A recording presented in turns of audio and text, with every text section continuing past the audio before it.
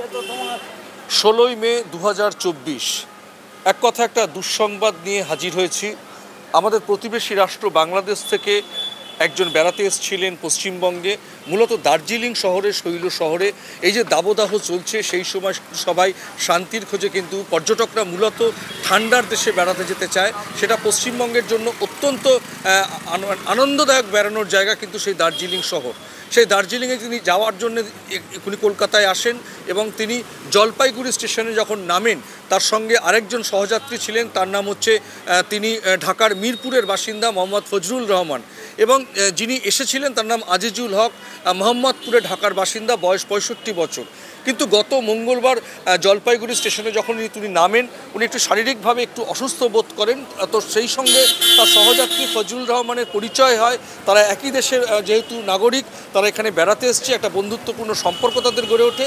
তারা একসঙ্গে কিন্তু জলপাইগুড়ি স্টেশনে নেমে সড়ক পথে দার্জিলিংয়ের উদ্দেশ্যে রওনা হন। শিলিগুড়ি থেকে যখন তারা রওনা দেন, সেই শিলিগুড়ি থেকে দার্জিলিং যাওয়ার পথে কার্শিয়াং বলে একটি জায়গা আছে, সেখান থেকে দার্জিলিং থেকে আরও 38 কিলোমিটার আগে পড়ে।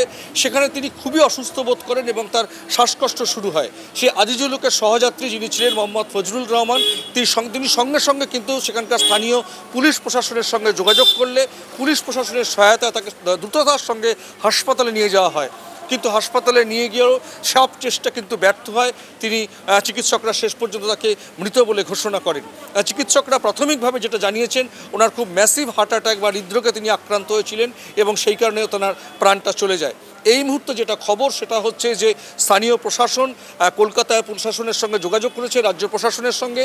সেখান থেকে বাংলাদেশ হাইকমিশন কলকাতায় যোগাযোগ করা হয়েছে। যত তাড়াতাড়ি প্রশাসনের তরফে তার পরিবারের সঙ্গে বাংলাদেশে যোগাযোগ করা হয়েছে।